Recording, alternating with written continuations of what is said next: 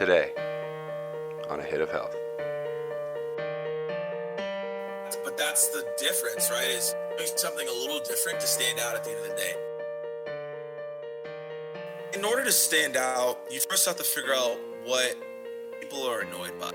So what people are annoyed by is spam emails and cold call intros that are not good and spam connect and pitch. This isn't the time for you to be Snape in Harry Potter. This is you gotta smile. 5, 4, 3, 2, 1. Live with Morgan Ingram. Thanks for joining, buddy. Absolutely, man. Happy to be here. I honestly can't thank you enough. I'm excited to do this. And, I guess I'm not sure if I've given you the total rundown about what we're doing on the Hit of Health thing, but it's just anybody who's applying healthy living. It doesn't matter what it is. I'm trying to do it as broad as possible. And being in sales, I know that being stressed and dealing with quotas and all kinds of, craziness can cause some mental stress. So I thought we might talk about the right way to do it. So at least you're doing it the right way. Yeah, absolutely. This is critical, man. This is really important. Right. Because you're doing it wrong. You're banging your head against the wall. You're gonna have a bad time. You are. Well, God, for the people who may not know who you are, what you're doing, you want to give a quick introduction to yourself, and then kind of walk us through how to place a healthy sales call? Yeah. So my background is I started off as an SDR, and I cold called to get my job. So use your skills to get a sales role if you're looking to get one right now. That's the best advice I can give. Whoa, I didn't know that. Yeah. I cold called the VP of sales at Terminal to get the job. Whoa, that's crazy. So So how did that happen? Did he pick up the phone and talk to you? So she picked it up. Oh, she. And yeah, she picked it up, and my cold call was terrible. I don't know what I was saying, but I think the fact that I even called her, it was like, wow, okay, we got to bring this person in. Dude, for sure. And so that's how it all came together. And I came in for the SDR interview, prepped for it, studied, and after 2 interviews, I got the job. Wow, that's freaking wild, man. I had no idea. How did you know to try a cold call? I just read the job description. I was just like, wait, okay, so this job's about cold calling and prospecting. And naturally, I just felt, okay, I don't want to. Well, first of all, I'm lazy sometimes, and I only like doing things I like to do. So I was like, I don't want to go fill out an application, a resume. I felt like that was just a waste of time. I'd rather just talk to somebody and be like, yo, do you think I'm a fit or not? And so I just found the number by doing some research, and then I called her because I felt like that was an easier route to take than filling out a resume that everyone else was doing. Oh my God, a natural from the get-go. Yeah, I just thought it was just an easier path, and it led to me getting jobs. Oh man, yeah. That's so good, man. Wow, what a crazy story. The first job I got, after I graduated school, I spent a year teaching English in China, and then came back and got a real job. And that first job, I actually, it's not exactly that, but had dropped off a resume in person in an envelope. And if I'm thinking that I'm right about what I'm thinking, that was the reason that they called me in, just because it was something that stood out. How powerful is that? Just doing something a little different. But that's the difference, right? Is doing something a little different to stand out at the end of the day. That's what's going to make a unique person that they want to be like, you know what? Yep, we got to have a conversation more with this person. That's what I truly believe in. Yeah. Man, not to act like I'm wading the river too far here, but that, honestly, man, what a good foray into maybe what makes a good salesperson and a good sales outreach. I find sales is obviously so applicable to so much in life. You know what I mean? Being a go-getter obviously applies to more than just selling, but, it seems like, wow, how applicable is being unique and standing out? If you're talking about, making a sales call, making a connection, how do you stand out? What's some advice there? In order to stand out, you first have to figure out what people are annoyed by. And so, what people are annoyed by is spam emails and cold call intros that are not good, and spam, connect, and pitch. So then, once you understand what people don't like, then you have to figure out, okay, what can I do that's not that? And then you start there. Mm. And when it comes to prospecting, that's how I've always thought of it. I was like, all right, if everyone's sitting, hope you're healthy, hope you're happy and well, why in the world would I do that? If people are only sending emails, I probably should be doing more. If people are leaving their numbers in their voicemail, I probably shouldn't leave my number in the voicemail. I've always been a rebel in some sense. In being a rebel and a troublemaker that I was in high school and college has led for me to be successful as a prospector because I always just saw, okay, that doesn't make sense. I'm going to do something different. And that ultimately has really led to my success. And thinking about what people are doing and then being like, I'm going to go a different way. Mm-hmm. Mm-hmm. Mm-hmm. Yeah, that's so crazy, man. I mean, it just seems so natural to think. Of course, stand out is important. And God, but isn't it just so damn easy to be like, well, calling should get the job done. Sending an email should Right. get the job done. When you think about what makes somebody stand out, I mean, it's not like everybody can leave the office and go, dance with a firework display of, let me help you. So in practicality, so we can find out what people don't want. We can find out what they do want. Is there anything else when you think about what, makes you stand out? I feel like being great makes you stand out. I feel like being well read, well researched, well prepared makes you stand out. Anything on that? How people can achieve that, or any other tips for standing out and being effective? Yeah, being great is always going to make you stand out, right? I mean, how many people watch The Last Dance? Right. Right, so many like that was the best sports documentary that I've ever seen in a long time, and it's one of the few documentaries where I had a group text with my friends and we were chatting about it. Like, it's very rare to happen. Yeah. So being great is always going to make you stand out, but I think what really makes you stand out is there's so much content on LinkedIn and on YouTube, and it's just doing what people say to do. I have a crazy morning routine.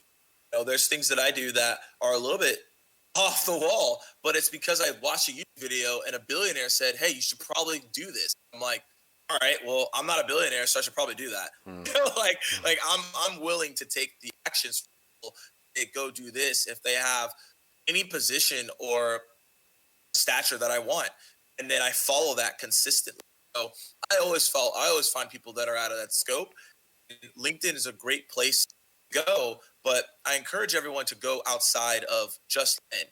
Like, go find people on YouTube to follow. Go find people on Instagram to follow that give really good content. People are giving out so much free content right now. It's crazy. You could get a playbook of what to do. I mean, if you really wanted to be as successful as you want to be, it's definitely out there, but it's up to you to execute at the end of the day. For sure. Yes, of course. And by the way, the going the extra mile kind of cliche, waking up early and doing a little more. I heard Kobe one day talk about, if I put in just an extra hour, or at the beginning of the day and at the end of the day, by the end of the year, I'll have almost doubled, what you're doing. If you're just doing 2 sessions a day and I do 4, and every day over the course of a year, I'm going to be twice as good. Um, so when you think about, and obviously, again, we could go into life advice, but trying to keep it for the time on the sales call, because believe me when I tell you, if not you, I could go down a rabbit hole of how to live your best life. I got all kinds of opinions. I'm sure we all do. But when you think about if somebody, and obviously, we live in America, right? We're doing business. We're trying to move commerce, and it's not easy. So what are maybe some 3 keys to success when you think about what you need to do in order to engage with somebody effectively to begin a business dialogue? I think one is And this is stuff probably people have heard before, but it really comes in the fundamentals, right? So one is, what are the problems? What does that person face on a daily basis? And how could your solution help solve that? That's number one to start the business dialogue. Number two is, what channel does that person live on in terms of social? Are they on Twitter, Facebook, Instagram, LinkedIn? I don't know. Maybe you have a younger demographic, TikTok, right? Like, I don't know. But you got to know where they live in order to start a business dialogue. Because once you know where they live, there are other people having business dialogues, and then you could reach out to them in a meeting, right? Mm-hmm. I think number three is, I'm going to say this again, is interrupting their pattern. Like, really understand the concept of pattern interrupts. It's something that I study relentlessly. So I'm always trying to figure out, how can I interrupt people's patterns? How can I do something different that makes me stand out in my content? And I've been able to do that ever since I started creating content on LinkedIn. Stood out with a YouTube channel that was for SDR reps. And now it's like, okay, what can I continuously stand out? And that's what I'm always thinking. The pattern interrupt thing is so crazy because it's this weird kind of dichotomy of, like, in order to win you have to stand out.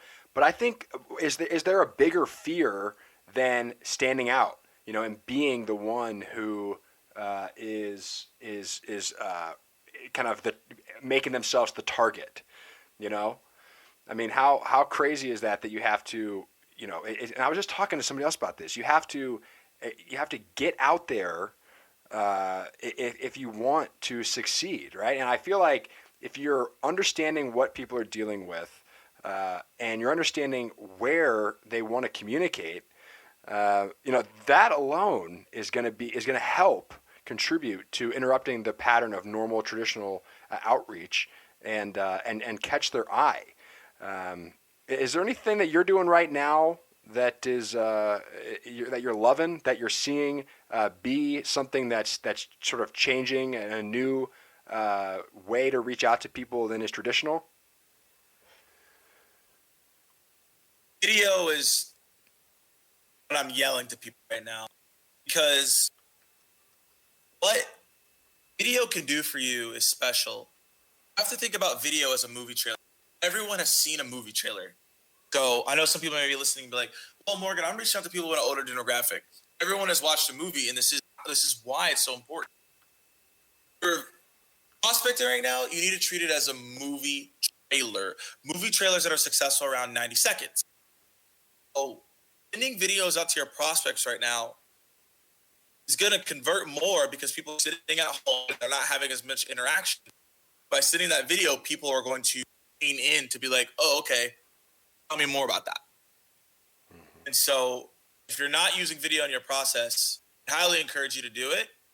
Get some results. Yeah. Video is so interesting. My degree was in media art, and we talked about, why film is so influential. And it's always been powerful. It's in my opinion, and I don't think I'm alone, it's by far except for in person, but other than in person, it's by far the most effective way to communicate, because you're getting the visual communication medium, and then you're getting the audio communication. And then more importantly, I think, even, is you're seeing a person, which, again, if you're not in person, is probably the most vulnerable and honest thing that you can do to kind of make that connection. I mean, I think it's pretty much known that being vulnerable is a key to establishing, a relationship with someone, being honest and open. And so, obviously, it's like, don't be afraid too, right? I mean, when you think about what makes somebody afraid of a video, it's probably similar to any other fear of, rejection. What do you think is a must do, and what's a thing to avoid when you're making a video for sales outreach? Yeah, so make sure that you aren't frowning.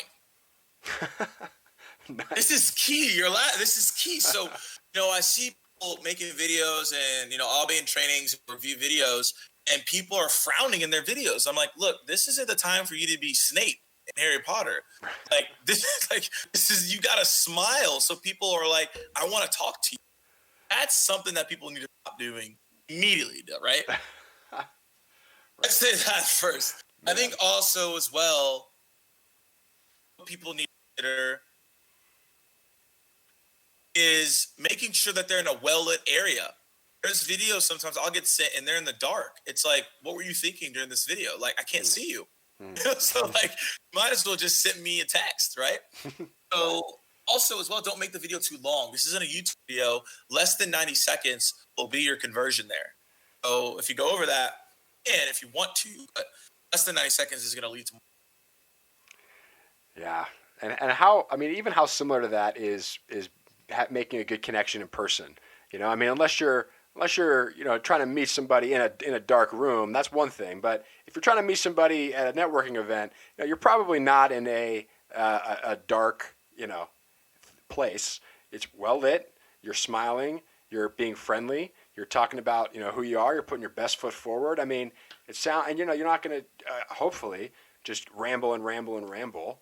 I mean, it's so funny. It's sort of like just kind of put your best foot forward, and be professional, right? I mean, is it that complicated? For God's sake. We make it more complicated than it is. Now, is sales easy? No, it's a mental game. Definitely tough. It's a lot of ups and downs for sure. However, the process that you just laid out, it is that simple, but at the same time, this is hard. Hmm. Hard game. What do you think makes sales hard, Morgan? I mean, why do you think people? I mean, I think it's hard, and I could give my own answer, but why do you think sales is challenging? People don't like change. Think about it right now, right? Everyone is losing it. This is a huge change.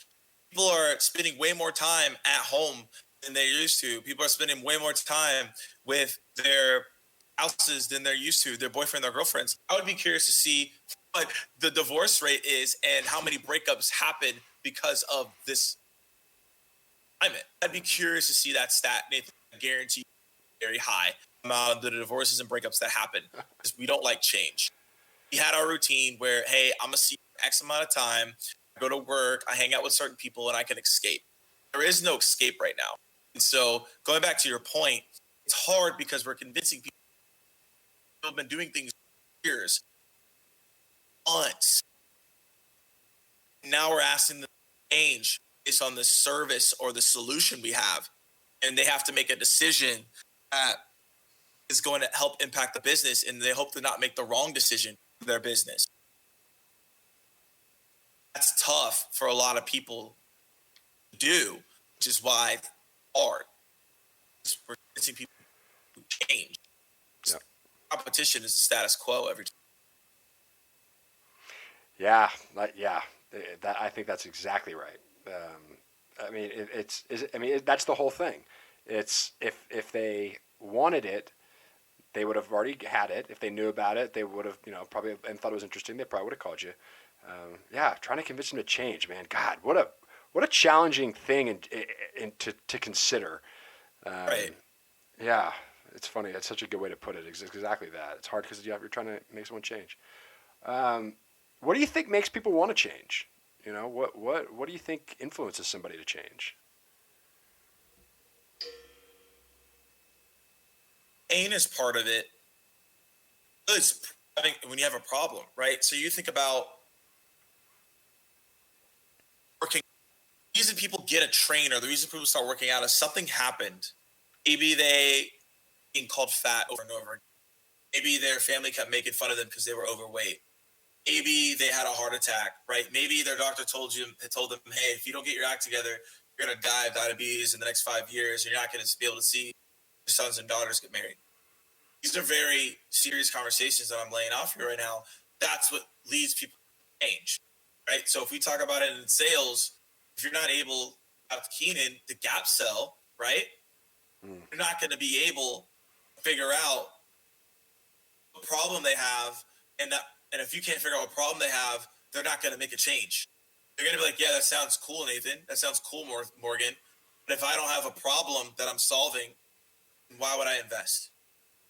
And that's what leads people to change. our discoveries have to be tighter.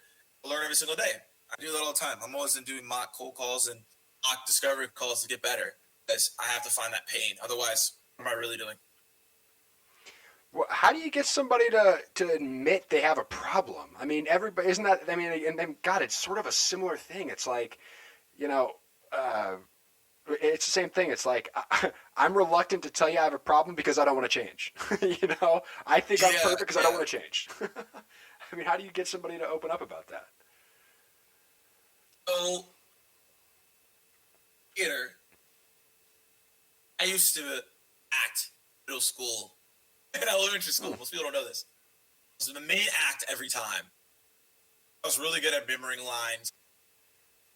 And every time that I would have a solo where I had a long part, they put a spotlight. And what we have to do as sales reps is spotlight Hmm.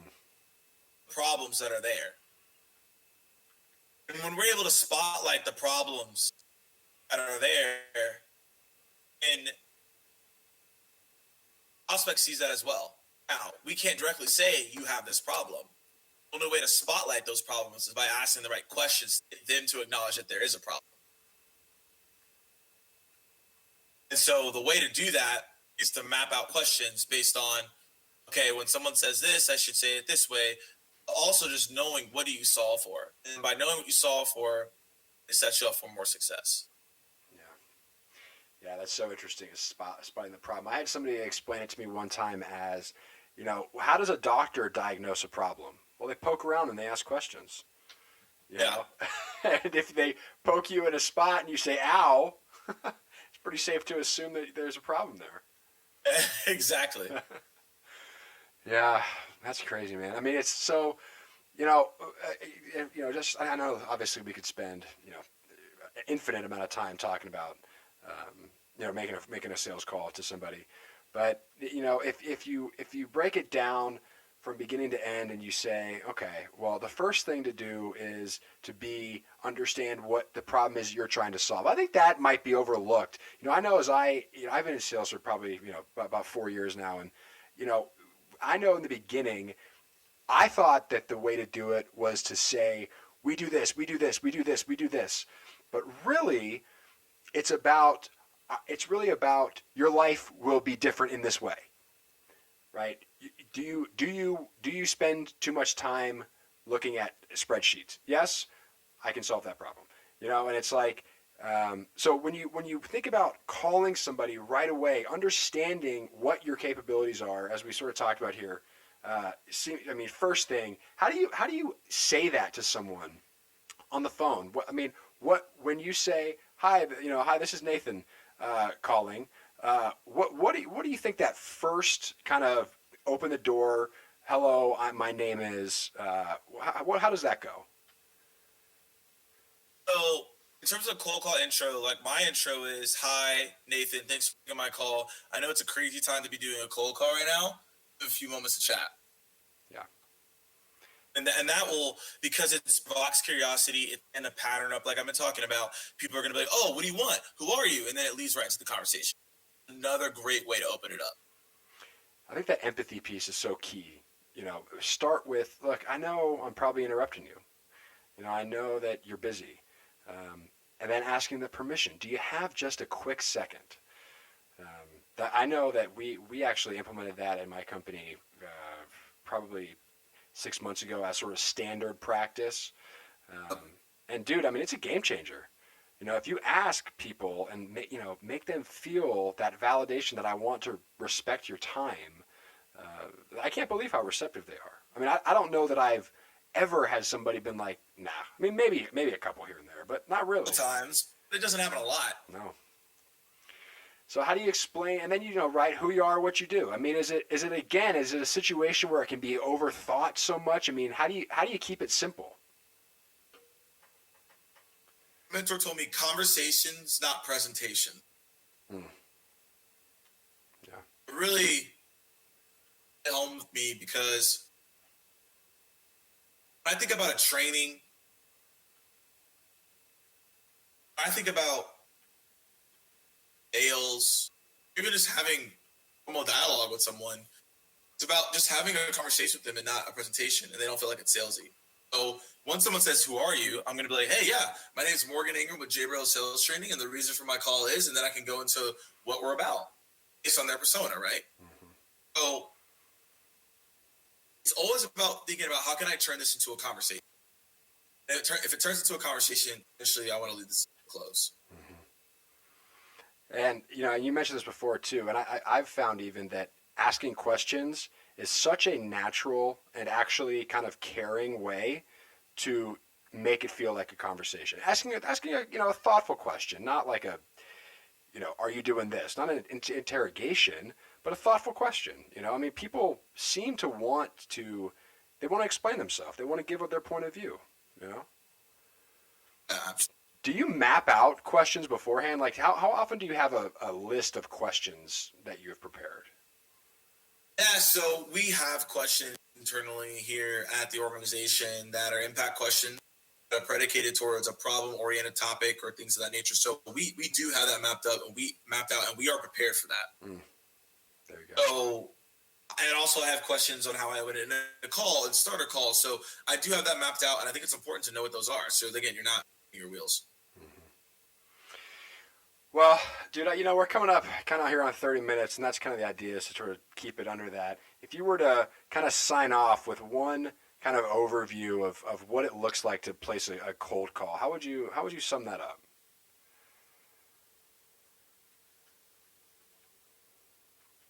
When it comes to the cold call, I gave you all the intro. You have the follow up to it.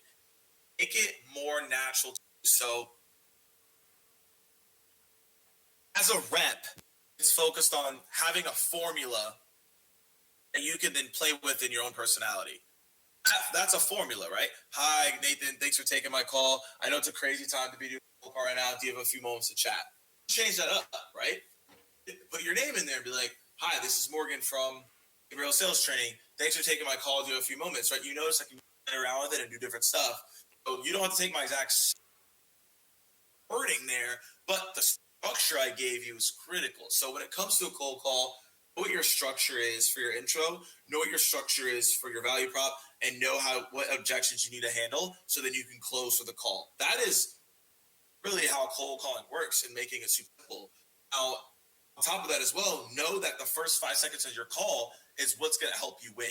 If you aren't prepared for your first 5 seconds of the cold call, you will most likely lose that conversation and lose out on that opportunity, which, again, we don't want that at the end of the day. Right. And like we sort of talked about, I mean, being somebody who breaks the pattern and proves that they care and wants to be respectful of the person at the other end of the phone's time, that's a pretty effective way to do it. That's a standout move. Absolutely. All right, man. Well, that's awesome. God, it's cool talking to you about this, man. I honestly really cannot thank you enough for spending a few minutes here to break this down. Yeah, you're welcome. Absolutely. All right, buddy.